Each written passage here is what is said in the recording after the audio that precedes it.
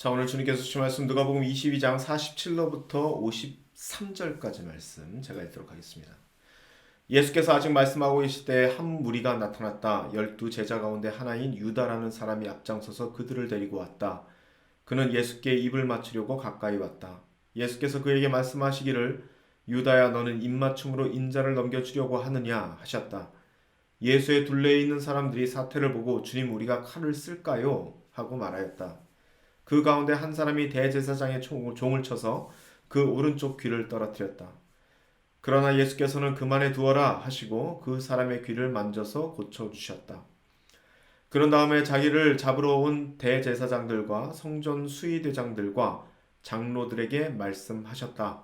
너희는 강도에게 하듯이 칼과 몽둥이를 들고 나왔느냐?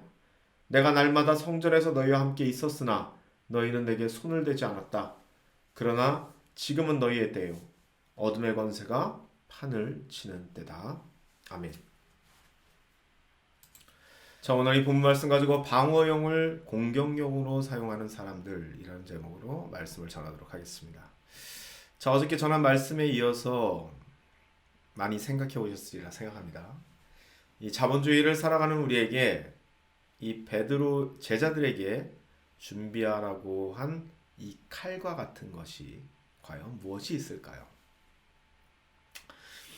두말할 것도 없이 자본이겠죠. 우린 자본주의 안에 살아가니까요. 그래서 이 교회 안에서 자본을 이야기한다고 하면은 마치 기복주의의 향기가 물씬 풍겨나는 것 같지만 사실 우리는 이 물질에 대한 이야기를 많이 해왔습니다. 그래서 우리는 이 자본이라는 것을 다른 말로 보통 우리 교회에서 부르죠. 그것을 바로 분깃이라는 말로 우리는 부릅니다. 사실 이 분깃은 자본이라는 말이 탄생되기 이전부터 쓰이던 말이죠. 이 분깃은 우리들이 자리 잡은 이 삶의 터전입니다. 분깃은 우리가 삶을 영위하기 위해 생산을 해내는 터전이기 때문에 유목민에게는 이 분깃이라는 것이 노동력을 제공하는 가족이 있겠고 그리고 삶을 지탱하게 해주는 가축들이 있을 것이고요. 그리고 농경사회라면은 농작물을 길러내는 땅이라는 것이 있었겠죠. 그래서 이 성경 안에는 땅에 대한 얘기가 굉장히 많이 나오고요. 그리고 우리가 살아가는 이 자본주의 사회 안에서는 바로 자본, 자산이 된 것입니다. 그리고 그 자산이라는 것은 말 그대로 돈으로 환산할 수 있는 그런 물질이기도 하겠지만 사실 우리는 이 자산이라는 말을 물질을 쓰면서만 하지는 않습니다. 나의 커리어도 자본 안에 들어갈 것이고요. 자산이죠. 자산이라고 우리가 부르고 우리가 가지고 있는 특별한 재능 역시 그 자산 안에 포함되어야 할 것입니다.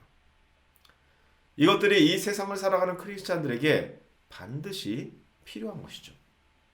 자본주의 세상. 사실 이 말을 저는 능력주의 세상이라 얘기하고 싶지만 분명한 것은 우리가 지금 자본주의 사회에 살아가고 있으니까요. 그리고 이러한 분깃들,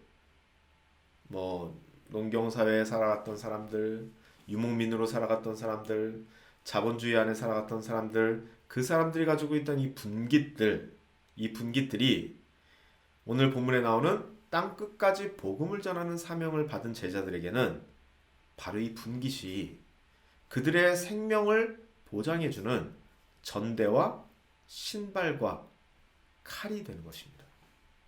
최소한의 생명을 유지시켜주는 것이죠. 물론 그것을 쓸 일은 별로 많지는 않겠지만요. 하지만 이 분깃을 우리가 이렇게 이해할 때는요, 이 분깃에는 아주 크리티컬한 위험 몇 가지가 따릅니다. 간단하게 이번에 우리는 이 두 가지 정도의 위험만 얘기를 하려고 하는데요. 이 첫 번째로는 분깃의 그 소유권에 대한 논란이 생깁니다. 자, 여러분, 아까도 말씀드렸지만 왠지 이 교회 안에서 물질에 대한 이야기들은요 좀 금기시 되는 경향이 있죠. 그럼에도 불구하고 물질에 대한 얘기를 굉장히 많이 하는데 그래서 교회 안에서 목사가 강단에서 소유에 대해서 말하고 물질에 대해서 말하면은 너무 기복적인 것 같고 너무 속돼 보이는 기분이 들고, 그래서 이 목사가 막 무소유를 주장하고 막 그 소유에 초월한 것 같은 그러한 이야기를 하면은 왠지 고차원적이고 더 훌륭한 것으로 이해하는데요. 자, 제가 성경 안에서 정확한 표현으로 이 소유에 대해서 얘기하자면은 이렇게 말할 수 있을 것 같습니다.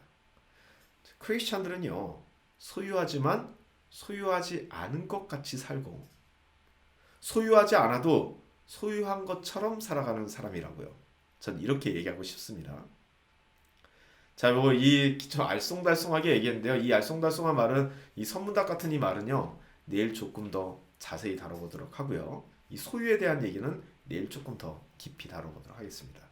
오늘은 이 분깃을 이해할 때 반드시 찾아올게 되는 두 번째 위험에 대해서 말해보려고 합니다. 바로 그 두 번째 위험은 베드로가 오늘 본문 안에서 제사장의 종의 귀를 떨어뜨린 것 같은 위험입니다. 즉, 분깃이라는 이 방어용 칼을 공격용으로 사용할 때의 위험과 같다는 겁니다. 여러분, 분깃이 우리에게 주어지는 이유는 그 안에서 우리가 먹고 살 수 있는 것을 충분히 생산하기 위함입니다. 그리고 그 생산을 하다가 잉여의 생산물이 생긴다면은 그 분깃을 갖고 있지 못한 사람들을 위해서 이웃사랑하라고 있는 것이 바로 분깃입니다. 넘치는 것을 흘려보내라는 것이죠. 그런데 그것을 흘려보내지 않고 그 잉여의 생산물을 가지고 자신의 영향력을 높이려고 하는 사람들이 꼭 있다는 겁니다. 자신이 가진 재산으로 자신의 세력을 넓히고, 자신이 가진 재능으로 사람들에게 영향력을 끼치려고 하고, 자신이 가진 커리어를 가지고 사람들을 컨트롤하려고 하는 사람들이 꼭 있습니다. 사실 이런 사람들이 대부분이죠.